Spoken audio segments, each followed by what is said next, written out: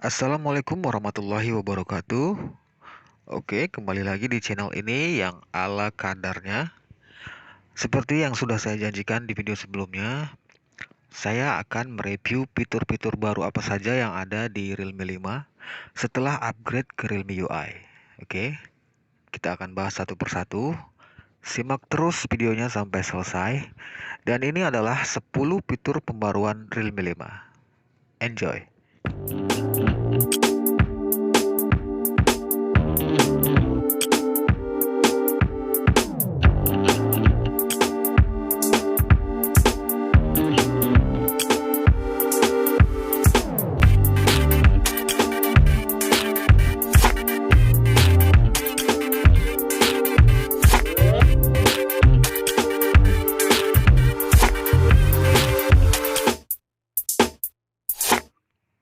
Oke, langsung saja. Update yang pertama adalah pembaruan tingkat keamanan atau security patch dan juga perbaikan sistem. Ini adalah pembaruan komplek yang dibawa Realme UI ke Realme 5. Oke, next. Yang kedua adalah pembaruan di notifikasi bar. Di sini notifikasi bar yang dibawa oleh Realme 5 cenderung lebih mirip seperti stok Android dari Google Pixel ya, namun lebih simple. Next, yang ketiga adalah adanya setelan icon pack. Kita bisa masuk ke pengaturan, kemudian pilih layar awal dan majalah layar kunci. Di sini kita scroll ke bawah, kemudian atur gaya icon. Kita bisa mengatur gaya atau bentuk icon sesuka hati kita. Bisa petak, berbentuk daun, atau hampir bulat seperti ini.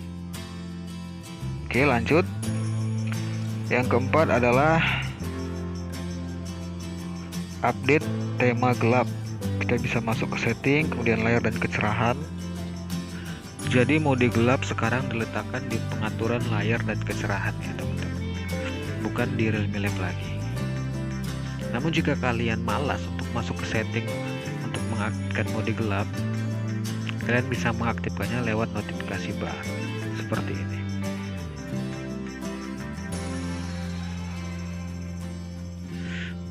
Dan yang baru di mode gelap ini adalah kepekatan layar yang lebih pekat dibandingkan ColorOS 6. Dan setahu saya semakin pekat layar atau semakin hitam itu akan semakin menghemat baterai.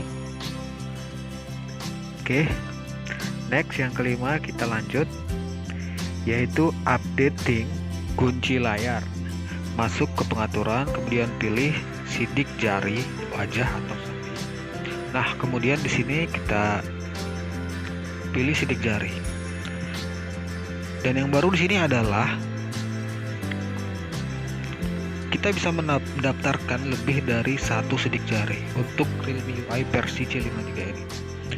Karena yang sebelumnya hanya bisa mendaftarkan satu sidik jari. Oke, kita kembali ke layar awal. Kemudian yang keenam ada pembaruan bilah samping atau sidebar ya teman-teman. Nah, yang baru di sini adalah bentuk dari kolomnya yang awalnya kotak besar seperti kubus, dan di Realme UI ini seperti kolom memanjang ke bawah, dan kita bisa menambahkan banyak aplikasi di sini agar memudahkan untuk pemakaian sehari-hari ya. Sini banyak pilihan, kita tinggal tambahkan saja. Oke, kemudian kita lanjut. Yang ketujuh adalah pembaruan di screenshot atau tangkap layar. Pembaruan screenshot yang ada di Realme UI ini yaitu kita bisa menekan lama 3 jari seperti ini, kemudian kita tarik ke bawah untuk mengambil gambar seperlunya ya teman-teman.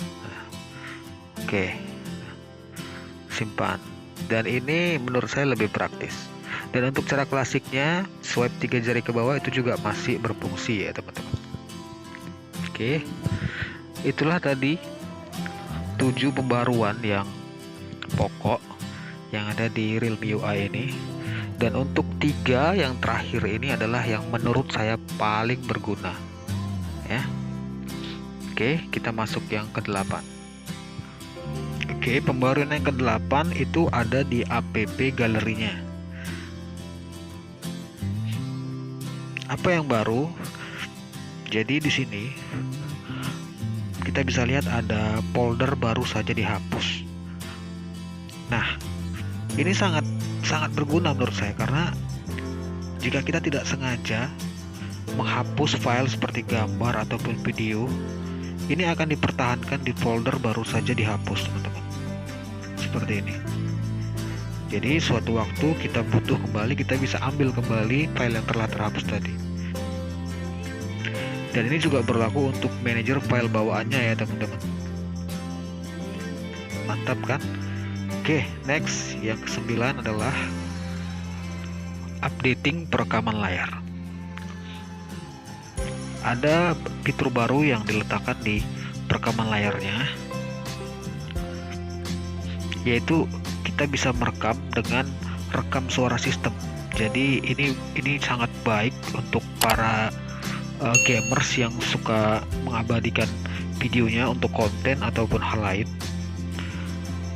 Dengan adanya rekam suara sistem ini bisa menghasilkan suara yang jernih, tidak terganggu sama suara-suara di lingkungan luar ya, teman-teman. Kita juga bisa mengaktifkan rekam suara mikrofon, tapi saya anjurkan untuk menggunakan headset ataupun headphone dan lain-lain ya. Oke, dan yang ke-10 sekaligus yang terakhir, yaitu updating di navigasi gesturnya. Dan ini menurut saya yang paling menarik. Oke, kita langsung ke pengaturan. Kemudian alat serbaguna, pilih tombol navigasi, lalu aktifkan gestur gesek dari kedua sisi, kemudian kembali ke layar utama. Oke. Di sini navigasi yang dibawa dari UI ini benar-benar mirip seperti Android stock dari Google Pixel, yaitu kita bisa melakukan swipe dari paling bawah samping, itu bisa menggunakan Google Assistant. Nah, untuk beralih ke aplikasi yang sudah kita buka, kita tinggal swipe seperti ini.